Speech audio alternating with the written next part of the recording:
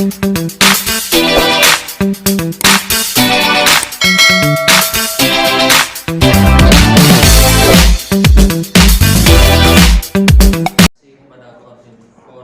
Prodi yaitu Pak Matur Senaga Kempung.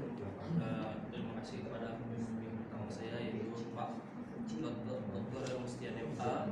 Pembimbing kedua saya yaitu Bu Edwin Sepetri SPDM. Kenapa harus baca? Nggak hafal nama dosennya. Gelar ya Pak. Segelar. Ampun saya. Dan dosen penulis saya yaitu Pak Dr. Satriago DPD, Dr. Berharum DPD, dan Dr. Lina Tempo.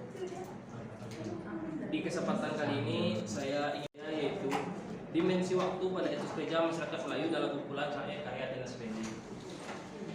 Lanjutkan slide-nya.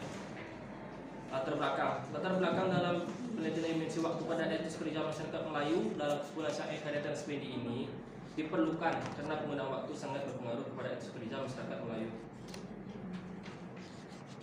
Masalah bagaimana konsep waktu pada etos kerja masyarakat Melayu dalam kumpulan saya karya dan SPD.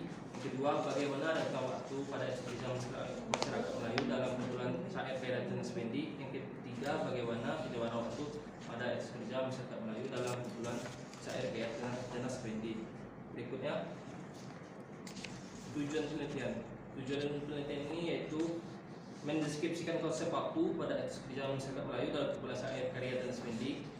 Yang kedua, mendeskripsikan rentang waktu pada etos kerja masyarakat Melayu dalam kumpulan syair karya dan SPD. Yang ketiga, mendeskripsikan penjabaran waktu pada etos kerja masyarakat Melayu dalam kumpulan syair karya dan SPD. Manfaat penelitian ini ada dua. Yang pertama adalah manfaat teoritis. Penelitian ini diharapkan dapat menjadi bahan penelitian dalam bidang sastra dan pengetahuan tentang analisis kumpulan syair Melayu Riau. Dan yang kedua, manfaat praktis. Penelitian ini digunakan sebagai referensi atau informasi terkait analisis dimensi waktu pada etos kerja masyarakat dalam kumpulan syair Melayu Riau untuk penelitian selanjutnya. Selanjutnya, definisi operasional. Dimensi waktu pada etos kerja masyarakat Melayu dalam kumpulan syair karya dan SPD merupakan gambaran konsep tentang dan penjabaran waktu yang menjadi acuan masyarakat Melayu dalam melakukan aktivitasnya. Selanjutnya, kajian teoritis. Yang pertama adalah dimensi waktu. Dimensi waktu ini terbagi tiga. Yang pertama adalah konsep waktu, yang kedua rentang waktu, yang ketiga penjabaran waktu. Pada penjabaran waktu terbagi dua, yaitu penjabaran waktu siang dan penjabaran waktu malam. Yang kedua adalah etos kerja, yaitu pengertian dan konsep etos kerja. Selanjutnya, dimensi waktu. Menurut Kamus Besar Bahasa Indonesia, waktu adalah seluruh rangkaian ketika proses, perbuatan atau keadaan sedang berlangsung. Dan konsep waktu. Waktu mempengaruhi gagasan dan tindakan manusia. Menurut Syam 2014 halaman 43 hingga 44, konsep dasar waktu orang Melayu ada dua. Yang pertama waktu zahir, nyata atau empirik, yakni waktu yang dapat diberi tanda dan penamaan. Yang kedua adalah waktu batin atau gaib, yaitu waktu yang tidak dapat diberi tanda oleh manusia. Oleh tokoh kebatinan Melayu dipercayai alam waktu itu ada 7. Yang pertama alam Tuhan, yang kedua alam malaikat, yang ketiga alam Muhammad, yang keempat alam kandungan, yang kelima alam zahir, yang keenam alam kubur, dan yang ketujuh atau terakhir alam akhirat. Selanjutnya, rentang waktu. Menurut Syam tahun 2014 halaman 45, penetapan waktu zahir dijabarkan dengan cara penandaan atas pengalaman empirik sehingga terhimpun menjadi yang pertama konsep tahun, yang kedua konsep bulan, yang ketiga konsep pokan atau pasar, dan yang keempat konsep hari. Selanjutnya penjabaran waktu. Penjabaran waktu siang. Konsep awal sehari semalam bagi masyarakat Melayu dimulai dari munculnya fajar atau fajar dan diakhiri dengan masuknya potang yang menunjukkan bahwa hari telah tua atau akan masuk malam. Penjabaran waktu malam. Permulaan malam dimulai saat masuknya maghrib dan diakhiri dengan istilah lopek tengah malam atau lepas tengah malam, dan waktu menjelang subuh atau menjelang subuh atau menjelang subuh. Selanjutnya, etos kerja. Etos kerja merupakan prinsip atau konsep bagi seorang dalam melakukan sebuah pekerjaan. Menurut Effendi 2003 halaman 1, semakin tinggi etos kerja seseorang, maka semakin tinggi pula semangat dan gairah kerjanya dalam melaksanakan kegiatan. Selanjutnya, berikut kerangka berpikir. Selanjutnya, metode penelitian. Waktu penelitian ini dilakukan pada bulan Agustus hingga Desember 2021. Jenis penelitian. Jenis penelitian ini kualitatif. Data dan sumber data. Data dan sumber data ini adalah syair dalam bentuk kalimat yang ada di buku syair karya Ernest Mendy. Metode pengumpulan data yaitu adalah metode dokumentasi dan metode catat. Selanjutnya, teknis analisis data ada 5 tahapan. Yang pertama adalah mengidentifikasi, yang kedua mengklasifikasi, yang ketiga mendeskripsikan, yang keempat menganalisis, yang terakhir menyimpulkan. Keabsahan data yaitu adalah menggunakan teknik triangulasi. Prosedur penelitian yang pertama adalah tahap pra penelitian, tahap penelitian, dan terakhir tahap penyelesaian. Selanjutnya, hasil penelitian. Yang pertama adalah konsep waktu pada kerja masyarakat Melayu dan populasi air karya Ernest Mendy. Data pertama, kalau hendak menjadi orang, hidup rajin membantu tulang. Manfaatkan umur sebelum petang, pahit dan getir usai dipantang. Data tersebut tergolong dalam konsep waktu zahir karena mengacu pada konsep waktu di dunia. Data ini juga cenderung mengarah ke alam zahir karena menggambarkan etos kerja masyarakat beserta dampak yang akan diterima di dunia yang bersifat fana dan tidak kekal. Konsep waktu dan alam zahir pada data tersebut adalah konsep pemanfaatan waktu di dunia oleh masyarakat untuk bekerja keras agar meraih kesuksesan. Penulis menggolongkan data ini dalam konsep waktu karena data tersebut mengandung makna tersirat pada kata petang, yang dimaknai agar masyarakat Melayu mampu memanfaatkan umurnya sebelum tua atau lanjut usia untuk bekerja dengan baik serta melawan kepahitan dan kegetiran yang menghalangnya. Konsep waktu pada data tersebut menggambarkan etos kerja masyarakat Melayu yang cenderung memandang bahwa bekerja keras sebelum lanjut usia adalah prinsip untuk meraih kesuksesan dan kesejahteraan dalam kehidupannya. Selanjutnya, data kedua konsep waktu, lupa hidup wajib bekerja sesudah mati beroleh siksa. Data tersebut tergolong dalam konsep waktu batin karena mengandung unsur gaib sehingga tidak dapat diberi tanda oleh manusia. Data ini juga cenderung mengarah ke alam akhirat karena menggambarkan etos kerja masyarakat Melayu yang akan mendatangkan siksa akhirat bagi mereka yang merupakan kewajiban untuk bekerja selama hidupnya di dunia. Konsep waktu batin dan alam akhirat pada data tersebut adalah konsep pemanfaatan waktu oleh masyarakat agar tidak melupakan kewajiban untuk bekerja selama hidupnya. Selanjutnya, untuk rentang waktu pada etos kerja masyarakat Melayu dan kepercayaan karya Ernest Mendy didapatkan ada 11 data, jadi sampelnya saya bacakan ada 2. Yang pertama, data yang pertama, apalah tanda meranti, batangnya keras, daunnya rindang. Apalah tanda melesiati, bekerja keras pagi dan petang. Data tersebut tergolong dalam rentang waktu hari karena penandaannya dilihat melalui jangka waktu dari pagi hingga petang dalam kurun waktu 1 hari. Data ini menunjukkan kecenderungan etos kerja masyarakat Melayu yang menganggap bekerja keras dari pagi hingga petang merupakan tanda orang Melayu sejati. Rentang waktu pada data tersebut adalah prinsip pemanfaatan waktu oleh masyarakat Melayu yang melambangkan bahwa itu adalah ciri khas Melayu. Penulis menggolongkan data ini ke dalam rentang waktu karena data tersebut mengandung makna tersurat pada kalimat bekerja keras pagi dan petang, yang dimaknai agar masyarakat Melayu mengetahui prinsip kerja yang merupakan ciri khas mereka.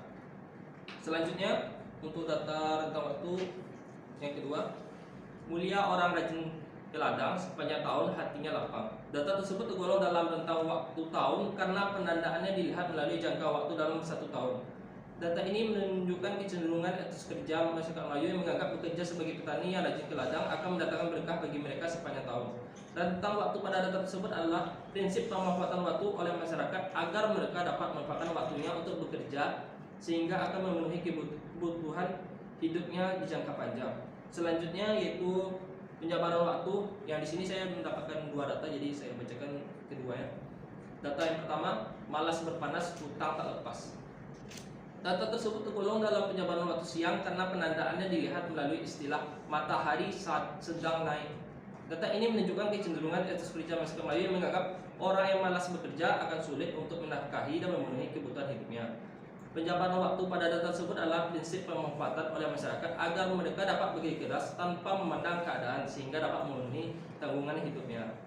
Penulis mengulang data ini ke penjabaran waktu karena data tersebut mengandung makna tersirat pada kalimat malas berpanas, hutang tak lepas. Jadi dimaknai agar masyarakat Melayu mengetahui bahwa hutang, tagihan dan kebutuhan hidup mereka tak akan terpenuhi apabila malas bekerja. Selanjutnya, data kedua untuk penjabaran waktu. pagi berpenat, petangnya nikmat. Data tersebut tergolong dalam penjabaran waktu siang karena penandaannya dilihat melalui penandaan istilah petang dan senja. Data ini menunjukkan kecenderungan eksekutif manusia Melayu yang menganggap orang bekerja keras di pagi hari akan mendapatkan manfaat di sore harinya untuk beristirahat. Penjabaran waktu pada data tersebut adalah prinsip memanfaatkan waktu oleh masyarakat agar mereka dapat memanfaatkan waktu pagi untuk bekerja agar sorenya bisa beristirahat dan menikmati hasil dari pekerjaannya. Penulis menggolongkan data ini ke dalam penjabaran waktu karena ada makna tersurat pada kalimat petangnya nikmat yang dimaknai agar masyarakat Melayu mengetahui keuntungan memanfaatkan waktu dari pagi hari untuk bekerja. Pembahasan penelitian. Unsur kebaruan dari penelitian. Dimensi waktu memiliki hubungan aktivitas manusia di dunia. Semua aktivitas manusia selalu berhubungan dengan efektivitas dan efisiensi. Saya yang lebih dominan dalam penelitian ini yaitu di antara 3 yang saya sebutkan, yaitu konsep waktu, penjabaran waktu, dan rentang waktu. Ya, Pak. Yang dominan yang saya teliti ini yaitu tentang konsep waktu, Pak. Yang konsep waktu itu yang terbagi 7, yang dimana ada alam Tuhan, alam malaikat, alam Muhammad, alam kandungan atau rahim, alam zahir atau duniawi, alam kubur, dan alam akhirat. Yang saya lihat di buku Karya dan Spendi itu ditemukan 49 yang terkait dengan etos kerja. Enggak, ini kita bicara waktu dulu. Oh gitu. Iya, kita bicara waktu dulu. Jangan mitos kerja dulu. Yang saya teliti, Pak, kebanyakan tentang konsep waktu. Konsep waktunya yang di sini nih sesuai yang dengan kata. Tadi Anda kan mengatakan Anda menggunakan konsep waktu yang 7 tadi itu. Iya, ya. Betul. 7, betul, ya. Nah, dari 7 itu kira-kira datanya ada nggak semuanya?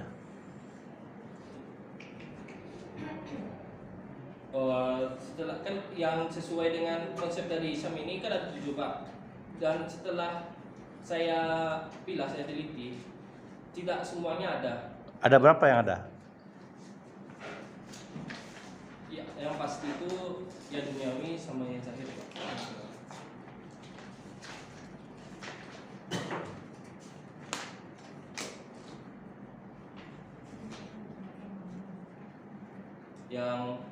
Yang kebanyakan ada tuh, Pak, yaitu yang pasti yaitu zahir dan batin. Dan kalau pembagiannya di antara yang 7 itu rata-ratanya itu yang muncul yang zahir sama alam kubur, alam akhirat.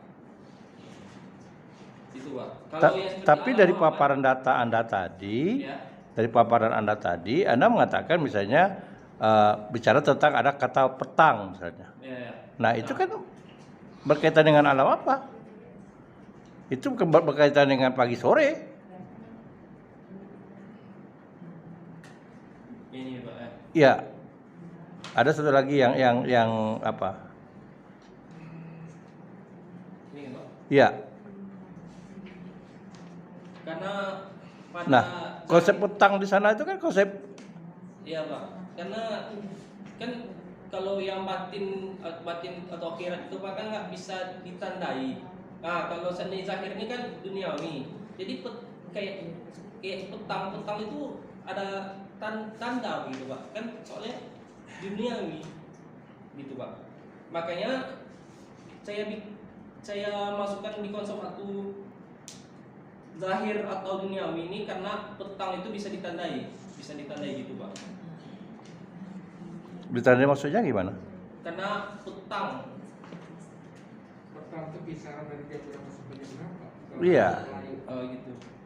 Apakah petang itu berkaitan dengan waktu 2 kali 24 jam?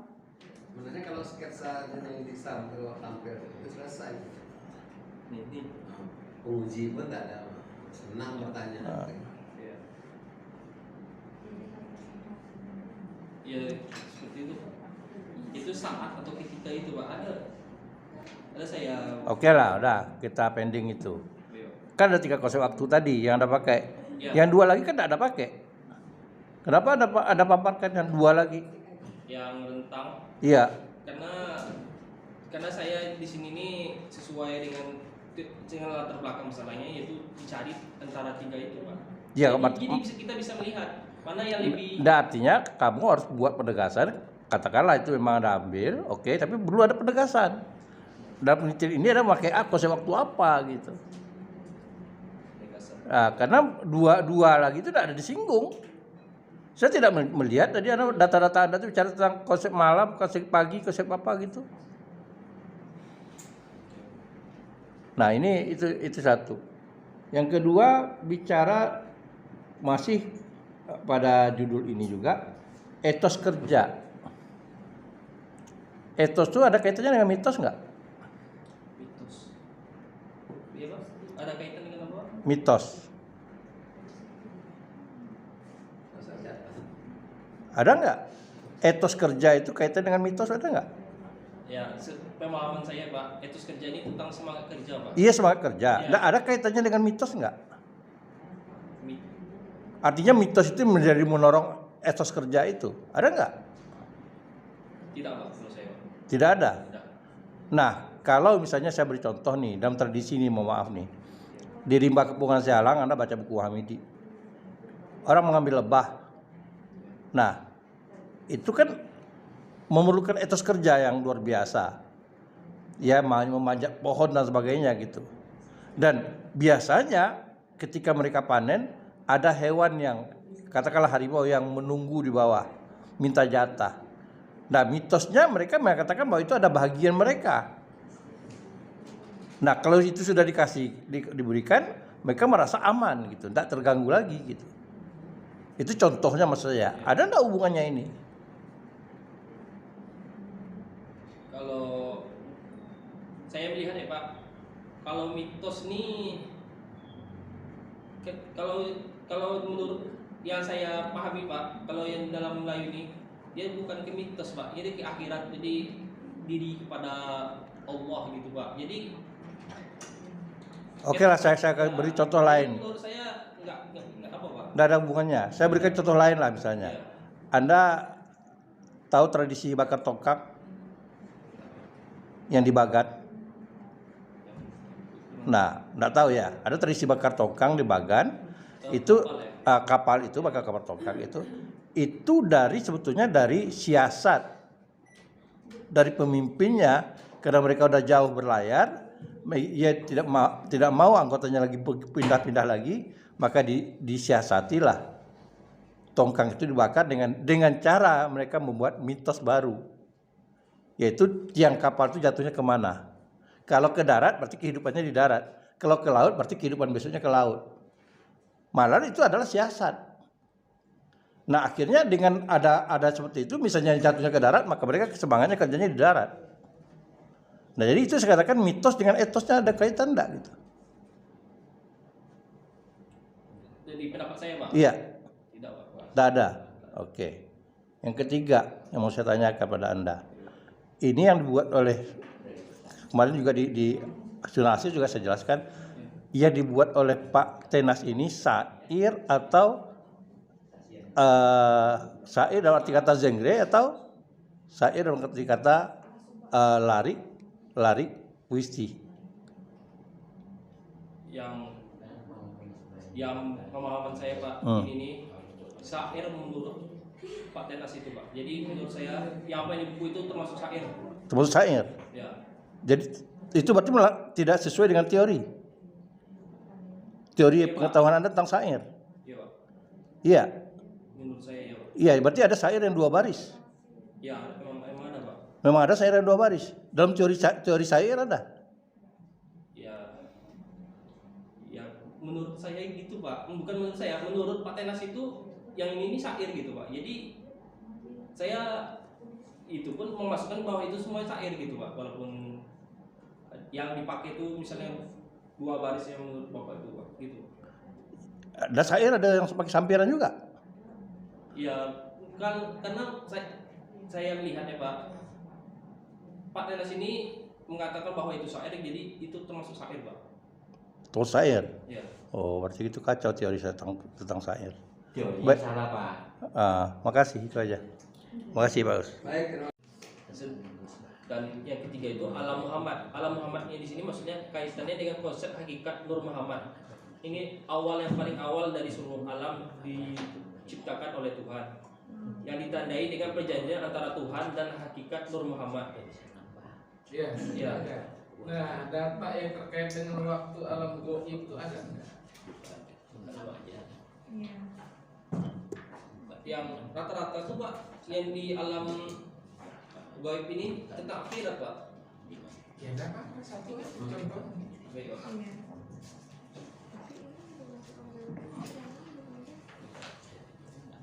Iya, sampai iya.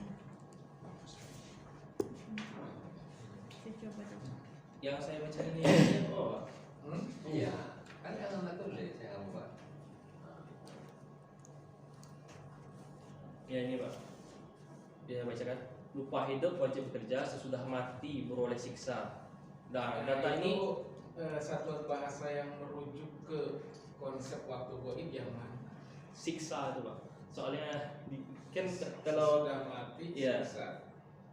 iya Pak, makanya saya masukkan ini ke dalam gaib atau batin. Alam goib kategori yang mana? Tadi kan banyak. Yang ini masuknya ke dalam gaib akhirat. Kira. Betul Pak. Ya, betul. Gaib Baik. akhirat.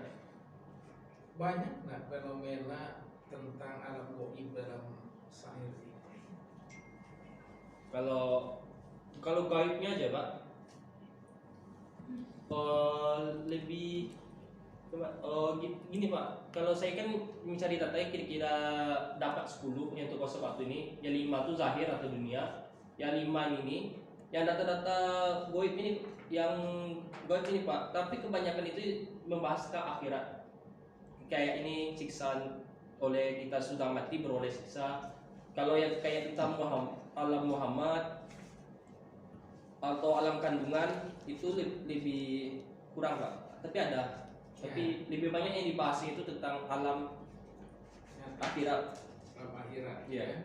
Baik, karena saya melihatlah ada kecenderungan menganggap enteng alam dunia. Dunia paling kuat 70 tahun, akhirat tak terbatas. Memang iya, gitu ya, seperti itu. Tapi ada kecenderungan kan, karena diyakini konsep itu mengabaikan alam waktu dunia. Baik, kalau rentang itu maksudnya rujukannya kemana? Ini saya ngambil juga dari Sambo nih Pak.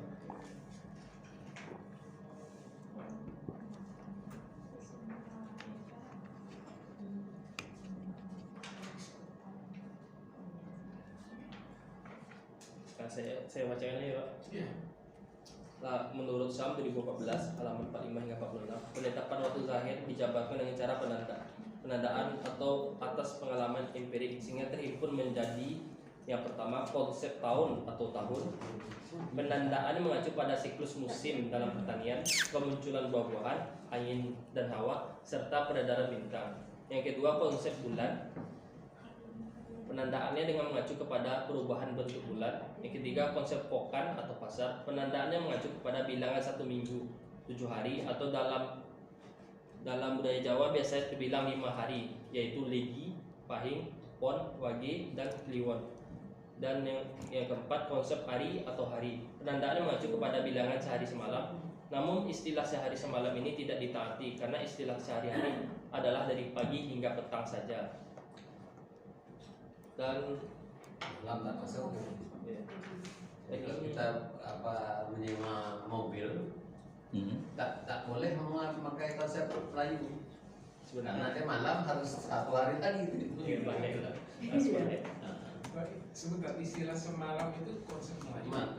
Melayu dalam artian di sini. Kalau kami kan semalam itu ya malam tadi kan. Ya, semalam itu malam tadi atau semalam.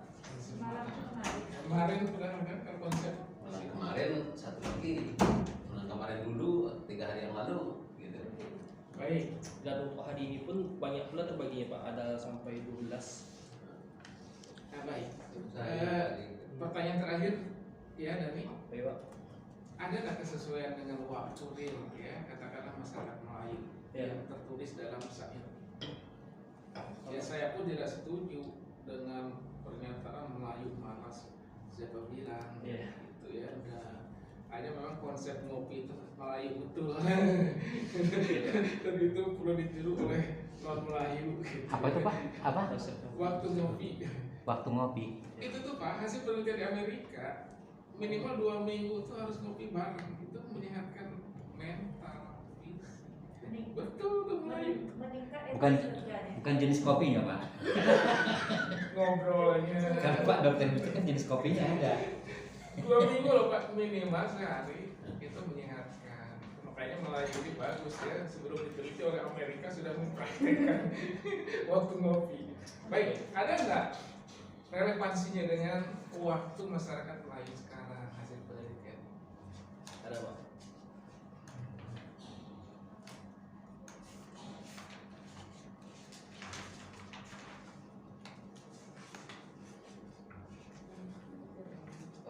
Saya bacakan aja Pak.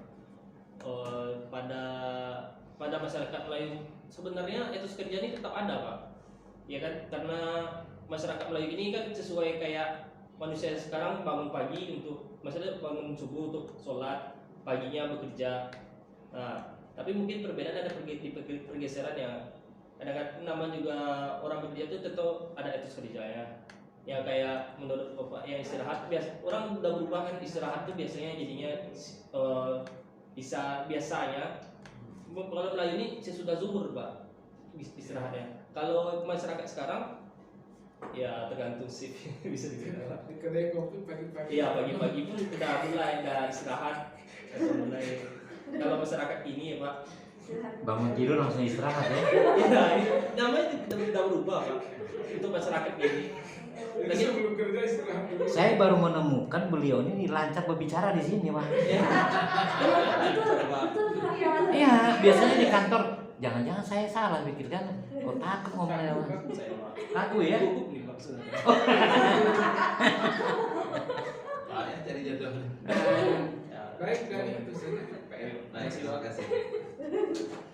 Saya ingin menjelaskan bahwa sebenarnya yang dibuat oleh John nih dengan konsep ini itu rumit betul ya.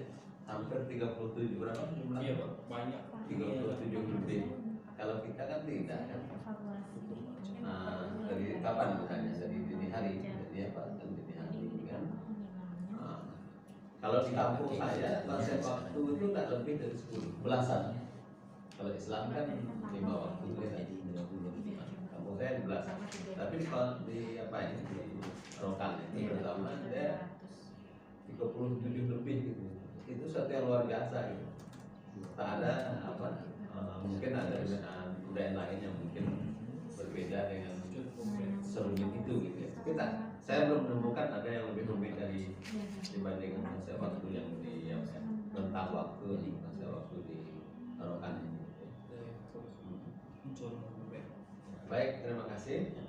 Berikutnya sekarang saya persilakan pada Ibu Dr. Kamila. Itu tadi yang kalau saya tanyakan pada Dani, Pak Dokter. Ya. Kalau di dalam rentang waktu ya, dalam masyarakat Indonesia lah ya, itu kan ada waktu pagi, kemudian pagi menjelang siang, siang menjelang sore, gitu ya, kan gitu. Nah di masyarakat Melayu ada tidak yang seperti itu? Ada ya? Malah banyak Bu. Maksudnya pembagian itu banyak. Misalnya untuk ada pula ungkapannya penyebutannya soari penuh atau soarian penuh atau sehari penuh. Nah itu dimulai dari matahari terbit hingga matahari tenggelam. Contoh lainnya yaitu kayak sebentar nih setengah hari atau setengah hari itu pagi iya sampai petang. Oh iya. Iya. Bukan dari pagi sampai tengah hari. Dari tengah hari sampai petang. Itu aja. Gitu tengah Tapi hari. kan kalau dalam apa ya masyarakat Indonesia itu antara pagi sama siang itu adalah di tengahnya itu. Gitu ya. Pagi menjelang siang. Nanti siang ke malam itu siang menjelang sore. Ada tidak di masyarakat Melayu ya dari data itu ada tidak dia menunjuk apa namanya rentang waktu seperti itu? Oh, contoh dari itu ya.